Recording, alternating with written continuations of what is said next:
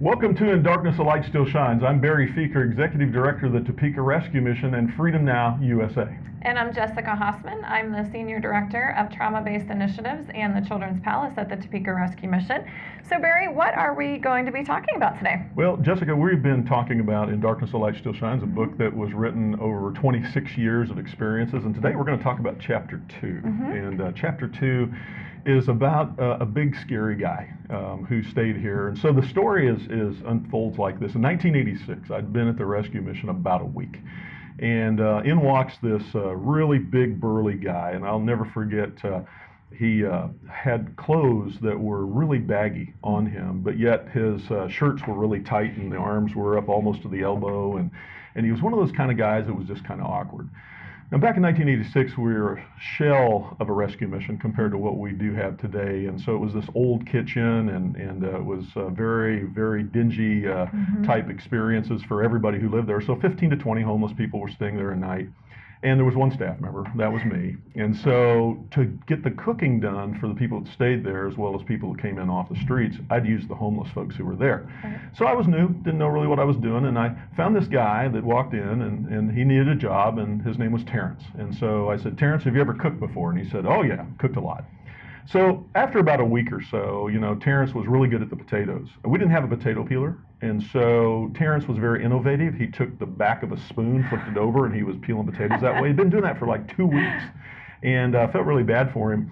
But one of the things, he was very dedicated, but he couldn't cook. He could not cook at all. Not even potatoes. Not even potatoes. It was bad. And people were complaining, and I tasted the food as well, and I said, okay, we need to find another job. So I had this need for a night person on the front desk, because people come into a homeless shelter 24/7, all kinds of situations. So I said to Terrence, I said, would you be interested in being on the front desk at night? I thought that was a place that probably he would be okay with, because there wasn't that much activity going on. Right. Also, I noticed that Terrence had another issue, and that was that oftentimes he was talking to people you couldn't see. There were things that were going on with him. I had a background in mental health prior to this. I knew that there were some issues with Terrence. But you got to do what you got to do. And so I put Terrence on the front desk. That was going okay for a while until I got a call about 3 o'clock in the morning one time from a payphone at my house, and it was a guest of the rescue mission. He cut out of the mission. He went down to a payphone. He said, "You got to get down here right now." I said, "What's going on?" He said, "There's a riot going on inside the mission, and you need to help." So I drove as fast as I could to get down to the mission, and I walked in.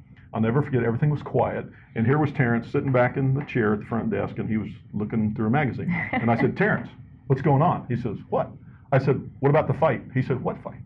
And I said, "The fight that was going on here in the rescue mission. I heard that there was a big fight going on." He goes, "No, everything's been fine." So there were still some guys awake upstairs, and so I went upstairs to the dormitory, and I said, "Guys, what about we heard this horrible fight going on." "Well, did you see it?" "No, we didn't see it, but we knew it was big trouble."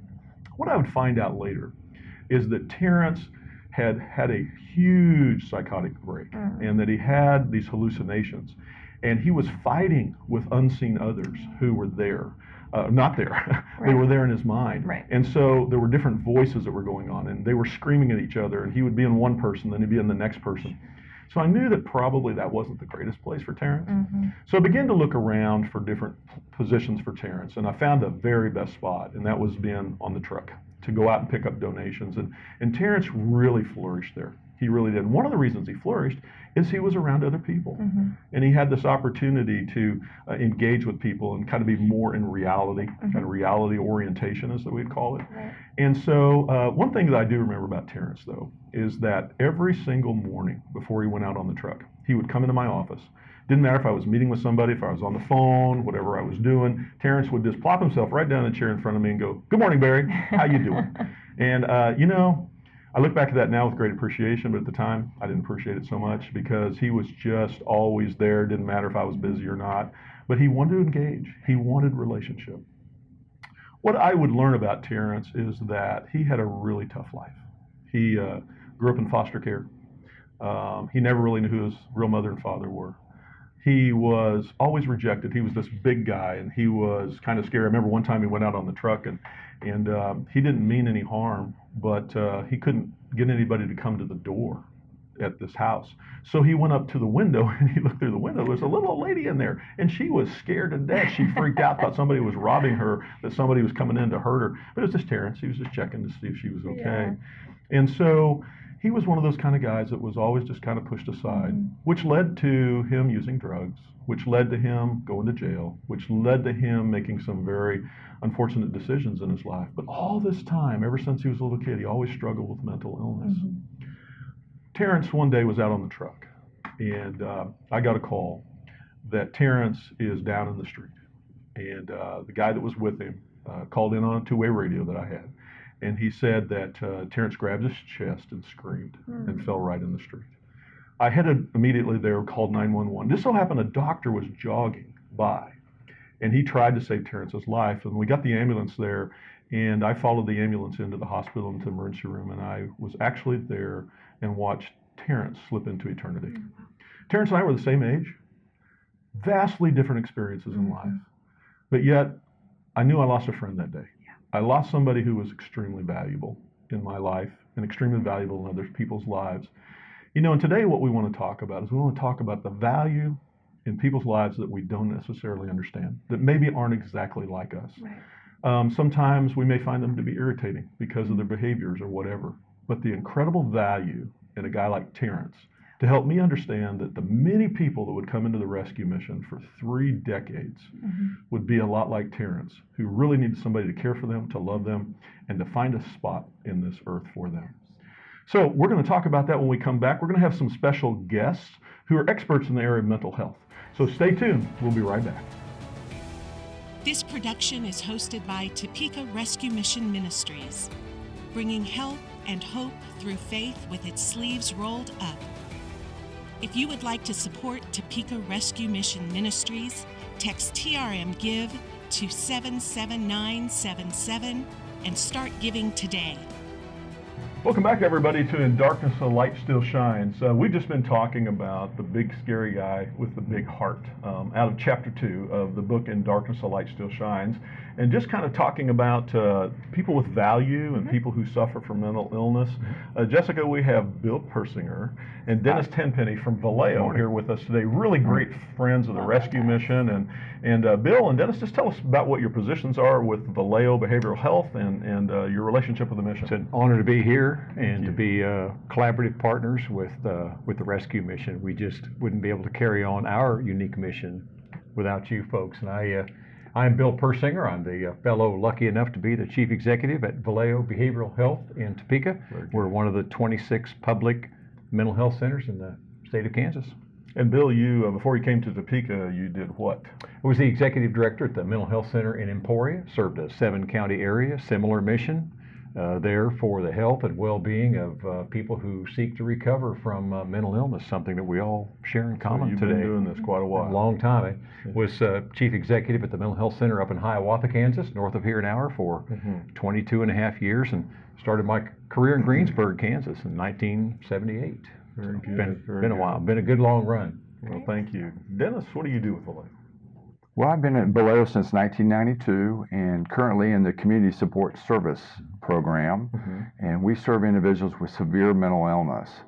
And in the various programs that we have there are psychiatric rehabilitation programs. We go out into the community, outreach, help place individuals in their home, go to their homes, do home visits, help them to connect to the community. Oftentimes individuals are institutionalized through a hospital or jails, find themselves homeless at the mission, and our job in community support services is to come alongside them and assist them to get back into housing, support system, recovery. And we have some really amazing stories to share about that. Yes, you do. Well, the partnership between Valeo and Topeka Rescue Mission is stellar. It really is.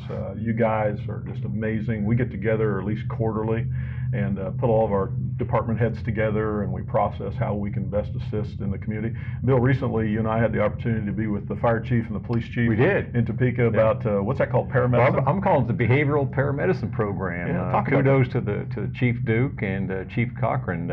You know, and I think that's a great example of how the nonprofit and the public agencies here, nonprofits being the two of us, and public agencies, being the city and the county, really stretch their missions. I've had many a call from you and Frank and others saying, hey, can you guys do this? And well, it's really not a program. Let's try it for this one person to maybe do this one thing right beyond the reach of our mission, and we get that done. I know that you folks have, had guests here that were just a real stretch for your mission. Your people have rallied together and done it. And so a lot of what we do is not listed in a program brochure. It's giving out that message of hope and recovery, and that I'll tell everybody watching right now that there's always hope for recovery, and everybody can recover, and we know that not everyone does, but recovery is really what we're all about, and hope is what we're all about. You don't do that by saying, well, this is our program, and this is how we do it. Very good. This is our program, and can we stretch a little bit more? Yeah. So the paramedicine program takes an old ambulance, paints it blue, puts our agencies on there. That thing will be out on the street with paramedic and mental health folks from the rescue mission, and others who provide health care and mental health intervention, and there'd be some basic care needs, food, water, shelter, that kind of thing. It's just another way to reach out to people who are on the street, people who don't have any resources in some cases, who need someone to turn to, right where the people are. What do you think that means to somebody who's in crisis, that's maybe on the streets or in an abandoned home or whatever, and they see this vehicle pull up, and they see on there Topeka Police Department, Topeka Fire Department, they see Valeo, they see Topeka Rescue Mission, Stormontville. What does that say to the person who is in crisis at that moment? Someone cares. Someone cares. That offer of help is there. One of the ways that we first engage with an individual, we have to allow them to see us and to know that we care about them, and that we're willing to build a relationship, because through relationships, that's where real help can take place, and recovery then can take place in their lives. And that's what it is about coming together as a partnership. Our partnerships are relationships between agencies to collaboratively come together to help someone. We know it takes a village to help someone, just not one. Yeah. And when individuals see us coming alongside them, and it takes time. Remember, it may not be that first visit. It may be that 10th visit. It may be many. Yeah. And that's one of the things that one of the programs that I supervise is our homeless program, that is co-located here at the mission. Come here every day. They're out on the streets doing street outreach collaboratively with the mission and other agencies here in town, and offering that help through care packages. We provide tents, sleeping bags, tarps. It's been raining here lately, so a lot of them have been washing down the river, so we're replenishing those supplies for them. Their stuff washing down the river. Yes, exactly. But through those basic needs, meeting those basic needs, we're showing that we care. Then through that, we can build those relationships to help move them along the continuum of care to then get engaged in traditional services or regular services. And Dennis, you mentioned that sometimes that doesn't happen on the very first visit. Sometimes that relationship doesn't just automatically exist. That trust isn't automatically built right away. Sometimes it takes 10, sometimes it takes 20 or more times. So for your teams that are working with individuals that might be chronically homeless, might be severe and persistent mentally ill, how do they persevere, like Barry persevered with Terrence? This didn't work in the kitchen, this didn't work on the front desk, but we're going to find something that works, and we're going to persevere and not give up on you. There have to be a lot of open doors, literally and figuratively. And the placement of a program right where the people are, and I believe you have to take mental health to where the people are, a few minutes, a few steps, no more than a few miles away, but certainly as closer to the people, the better. And Dennis's team carries that out every day with multiple programs. But we make ourselves available. All right, we answer that phone call. We respond to those visits unexpected, because individuals who are homeless don't really have a schedule like many of us do. All right, so then when they show up, we need to meet them at that time and at that need. All right. So that's, you shared about your visits with Terrence, where he would, show up every morning, and it might not have been the perfect time for you. All right. And we have to understand it may not be our perfect timing, but it's the right time to serve them. And that's where we have to connect with them. So over and over again, making that connection, showing that we care, building that relationship, then enables us to truly help someone, whether it's medication, programming, home, building, restoring families. Yes. Many times we find out they have a family that's really wanting them to return. We connect with that family, get them on the phone, buy them a bus ticket. They don't know where they are. And send them home. Right. Yeah. You reconnect. Yeah. I can remember in the days when Valeo was over here. Actually, it was called Shawnee Community Mental Health Center. Exactly. Many Yes. years ago. Rescue Mission was over here. Salvation Army was over here. All at doorstep. Nobody worked together. Right. Yeah. And that began to change many years ago. And it was a bit unprecedented in the country for a mental health center to have a presence inside a gospel rescue mission. And so your predecessors came along, Dennis, I know you and I worked together for many, many years, and now Bill's come on board to be able to not just say, oh, send them over here, but actually you come there, just like you talk about going to the streets, you actually have a presence in Topeka Rescue Mission on a frequent basis. And that means so much to everybody working together. It's kind of like that paramedicine model. It's very true. And I will tell you, and we heard the story about Terrence, and with some forms of mental illness, there are hallucinations and delusions, but and sometimes there's almost a different language. A story they may tell, something that may be invisible to not viewable to us, or we can't hear, we can't see what's going on. But there's a language of mental illness that if we'll stop and listen to that, to what the person is really trying to convey to us, then we kind of almost know what to do. Combine that with training and experience and folks like Dennis supervises. But I just think that message of hope is one of the first things that helps a person with a mental illness, particularly if they're unsheltered or maybe have an addiction. That basic underlying symptom is fear. So many adults with severe and long-lasting mental illness, that base symptom is fear. What they really are is scared. And how can we tap in and understand that fear, tap into that message and hear that message of fear? A lot of the behaviors and attitudes and feelings and become evident, and then our role becomes evident once we understand what drives their fears. Right. Terrence taught me a lot. Each of you, Jessica, you worked at Western Psych in Pennsylvania. You guys have been in mental health, so everybody here has had mental health experience. And what is the issue of mental illness, or maybe a person that you have engaged with, done to help you personally? Individuals, we know how precious life is, and each life has a value. Created in God's image, and that we're all different and unique, though. And so accepting of those differences and that uniqueness, and coming alongside. So those days that I need an encouragement, I get an encouragement from those I serve, and then that's able to build up in me, and then I can return it to others that I work with. Sounds like you're talking about a relationship that you have, even though you're a professional, right? Even though have a department and you got to make sure all these T's are crossed and I's dotted and follow protocol, that this is a two-way street here with you and the people that you're serving. Yes. So many times those that we serve, they'll call us our friend, a father figure, a brother, all those kind of things, and they're acceptable. We truly are coming alongside someone. Walk with someone. Not doing it for them, but alongside them and with them. And when you do that, that becomes you're connected. All right, and we have to remember we live in a world of connectiveness, and accepting that and valuing that as you share today. Bill, what have you learned?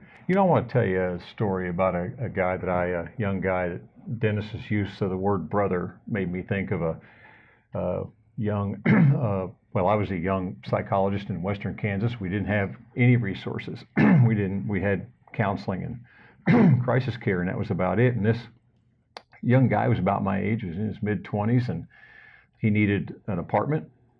He needed a job. He needed to reconnect with his family. He needed some medication.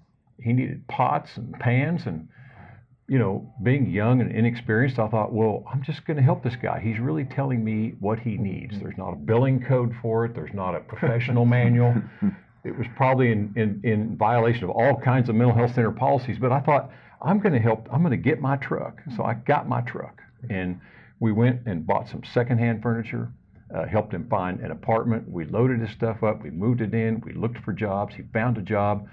In his way, in his language, he was telling me what I needed to do at that time. Yeah.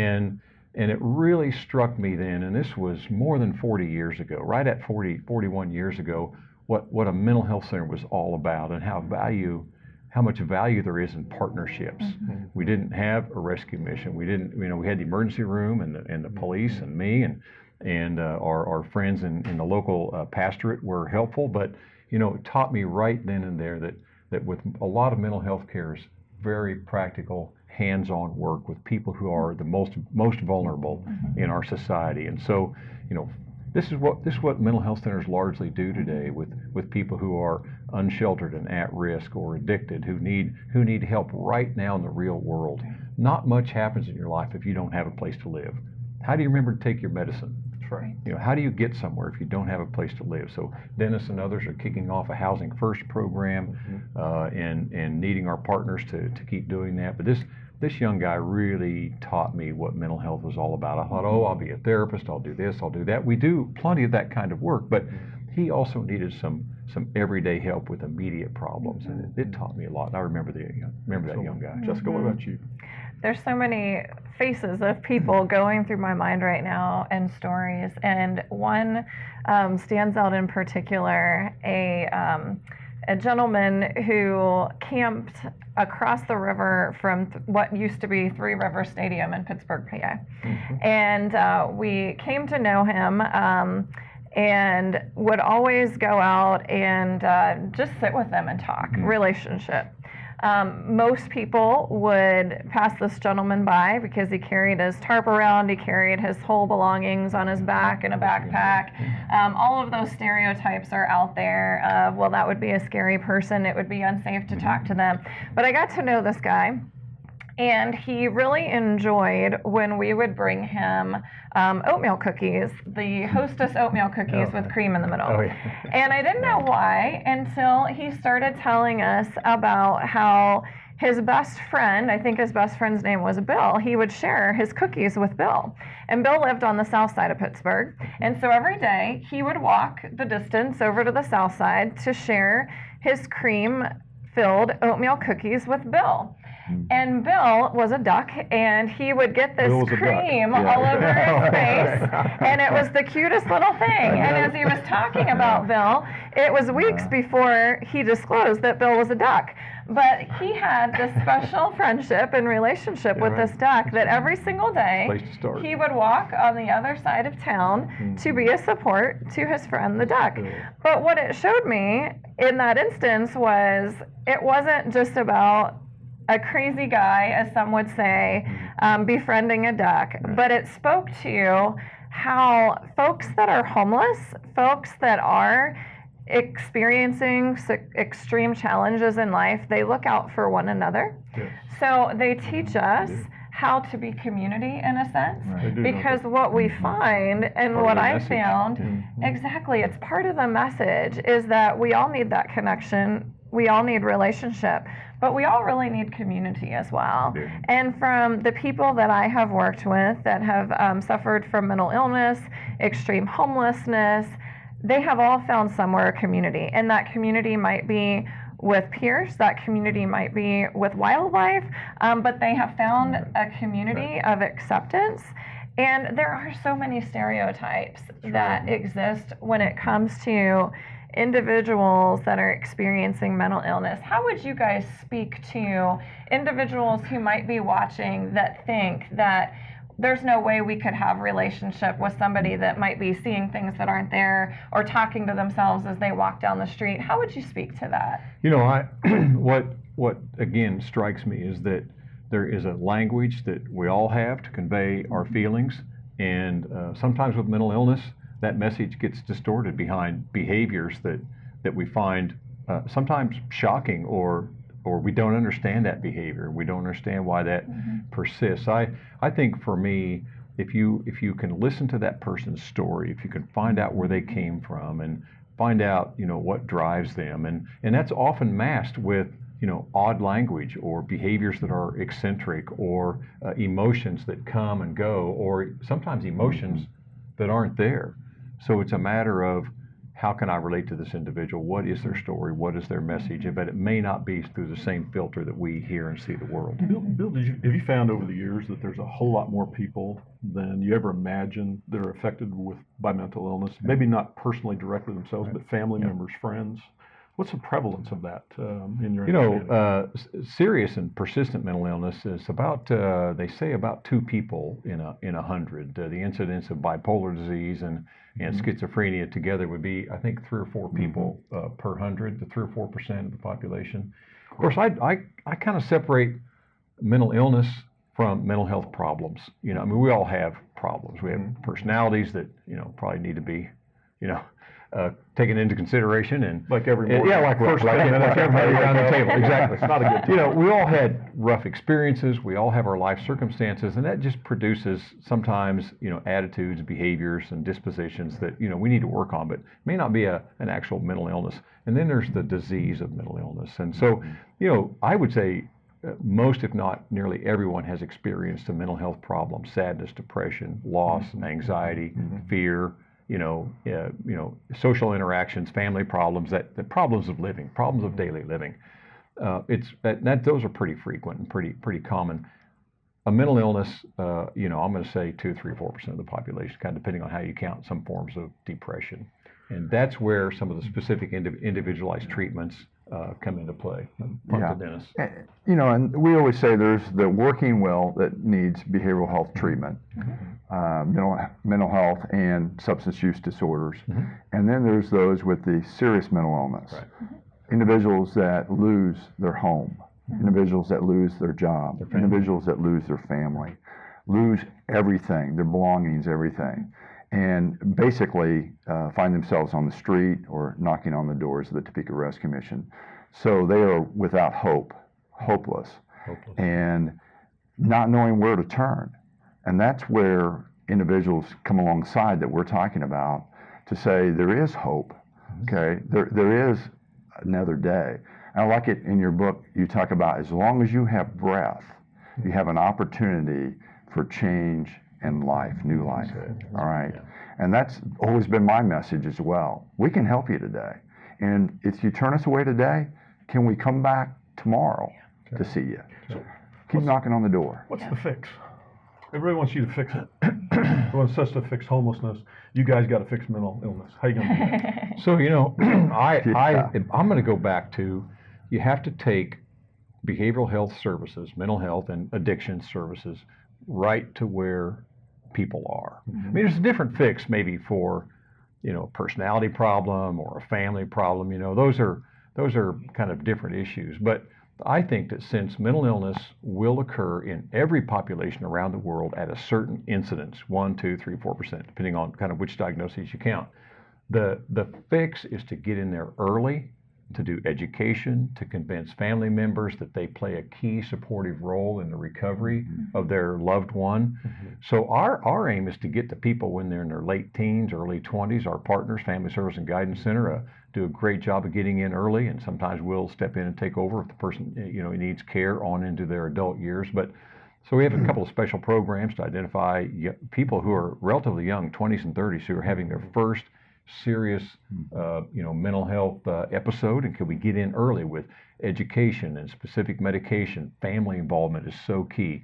Get them in school, get them back to college, back to vocational training. And so I think the cure or the fix, if you let me use those words, are to have programs that are right where the people are, as soon as we can intervene and be there for people, and then to follow along almost stubbornly and incessantly with that message that we're here to help, and not literally knock on their door, the door of their family, saying we're here to help, sometimes even when they don't want us to be. But getting in early, educating families, programs that are right there where the people are, programs that make sense, work, housing, family, health care.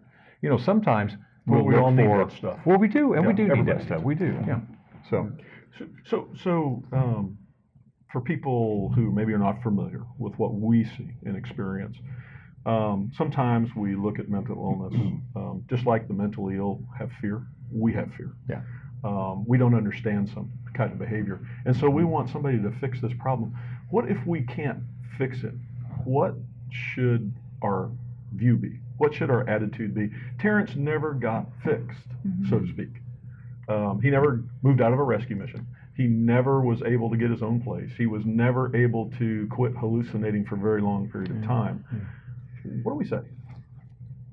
But the thing is, Barry, he might not have been where we had hoped he could go, but he was experiencing life okay for him. There you go. All right? He had arrived saying, I have a place now. It's at the mission helping others, just like myself. And so for him, he was comfortable in his world. I believe that. And that's what I believe for those that we help today. We have to remember it's not our vision, but their vision, where they want to be. Yeah, and so hearing, Bill nailed it on the head a while ago, listening to what they want, and then coming alongside and helping with what they want, not what I want or what I think's best. That's such a key. I've had to learn that the hard way. I used to think that, if you're homeless, you need to get inside. You need to get this place. We need to get you fixed, get you on your feet. There was one gentleman that had been homeless, we guessed, for 25 plus years. Wow. He'd been all over the country. Yeah. Finally, he came into the rescue mission. He had some health problems, and he didn't want to stay. So he went back to where he was in his camp. And so we went to the camp and we said, why do you want to be out here? He says, my friends are turkeys, possum, and deer. But he also needed community with people. And so rather than say, you have to do it our way, we began to learn how to do it his way too. And Bill, you said this, and Dennis, you said this, Jessica, you said this, value. Is it Jessica, how does God look at the mentally ill? Well, I believe he looks at them the same way that he looks at you and I and Bill and Dennis as his children, as his kids, as uniquely beautiful, his masterpiece. And I think that, as Bill mentioned, every one of us around this table, everybody, I venture to say, who's watching, has suffered at some capacity. Has a story. Everybody has a story. Everybody has their own unique wants and needs and desires. And they also have in common that God created each one of them. And we could wrestle with, well, why would God allow this person to struggle and suffer with this, and this person to struggle and suffer with this? And we may never know that answer this side of heaven, but we can trust and know the Word says that all the suffering, it's nothing to be compared with what glory is going to be revealed when we meet Christ Jesus face to face. And so regardless of the suffering, as it's been mentioned, there's always hope. There's always hope. If somebody's watching is suffering, if somebody has a family member that is suffering or a friend, we can't give up hope. We can't lose sight of the fact that just because the outcome that we're hopeful for might not happen, it doesn't mean that something positive isn't happening. The outcome that you hoped for Terrence was different than the outcome that came forth, but as Dennis said, he was still accepted. He still found that place of belonging. He still found that home.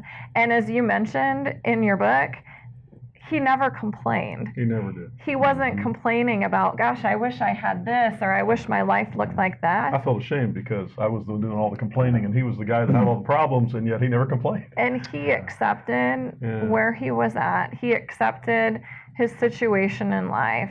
And he always gave God glory. And I think that's the key for us as well, to recognize that, yes, we're going to suffer. People around us are going to suffer, but don't lose hope in the midst of that, because there's always hope. And as Terrence accepted his situation the best that he understood, we need to accept Terrence. We need to accept people where they are, and that's a hard thing for us to do sometimes because we don't understand. We fear. We want to fix it. We want to change people. This is what I appreciate about you guys, is that day in and day out, for year after year after year, you are with people who suffer, and you accept them right where they are. You give them opportunity to move forward in life, but you don't make them move forward, or you don't dismiss them if they aren't able to move forward according to your plan. In the last couple of minutes, guys, those who are listening or viewing right now, what would you want them to know? I would say, in the same way that I didn't know Terrence, but it sounds like me, he was in a quiet way sharing a gift with you. Absolutely. His presence. His presence. So if you have a gift, and I think we all do, if you hold that back, that's a bad thing. Give that gift. Find a way to share it. If your time, your money, your talent. The people that work at Valeo, we don't always pay the best we can, so they're there to share a gift. But I think also to find what the gift of another person is. If it's your client, your patient, your family, find out what it is they can give, and if they aren't willing to give it because of their illness or their addiction, let's find a way to get them to share that gift, or open that door for them. And it may sometimes just be opening that door, standing aside, and making that door available. But awesome. If you have a gift, don't hold back. That's great. So, great advice. That would be my message. I would say to the family members and friends out in the community, don't give up on those with mental illness. Hang in there with them. Direct them to those who can help them. Valeo, Family Service and Guidance Center, other organizations here in town. And to those with mental illness, I would say, don't give up. There's help for you. And there's another day. As long as you have breath, there's an opportunity for life, a change, a better life. Awesome. Thank you, guys. Well said. Dennis, Bill, Jessica, thank you. Thank you for listening. Thank you for watching. You guys are amazing. We appreciate you so much and what you do every single day, this partnership that we have. And mental illness, for many people, is darkness. But I hope that you have seen today that in darkness, a light can shine, still shines. And just hang on to that hope, because you're greatly valued as well. Thank you for watching.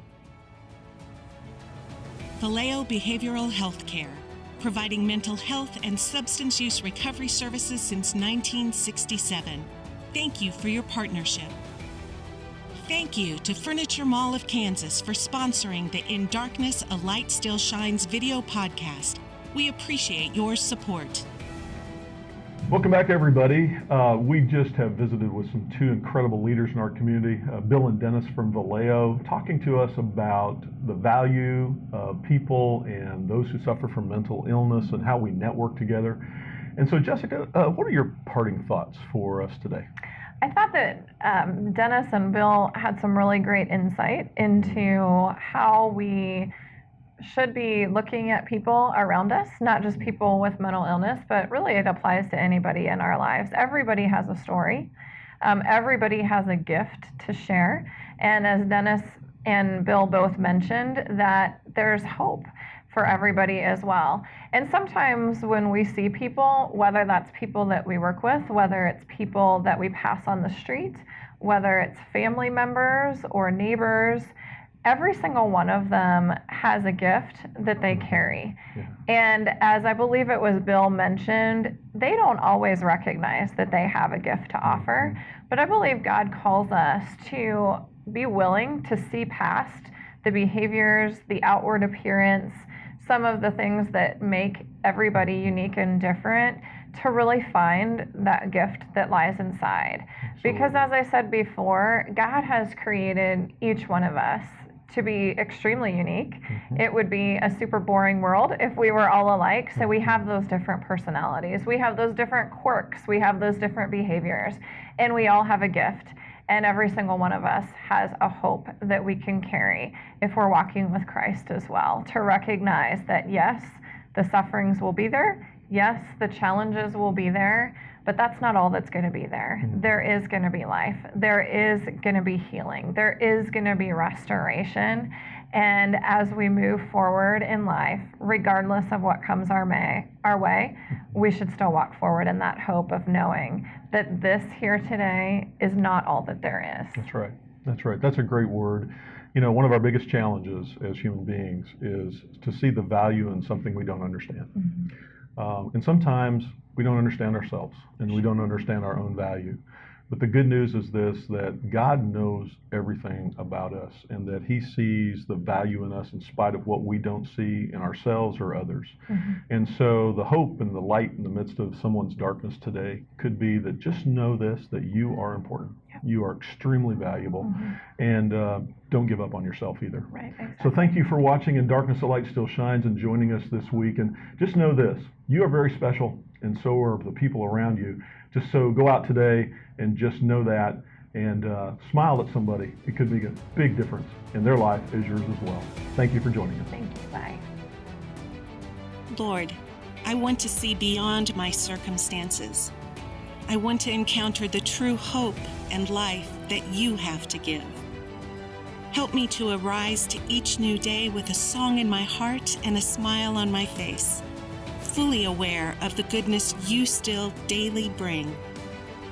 May I never give up, Lord, but always look forward in you. In Jesus' name, amen. Thanks for joining us. Our goal is to inspire, inform, and equip you to engage in the community around you. Join us next week for another episode of In Darkness, a Light Still Shines.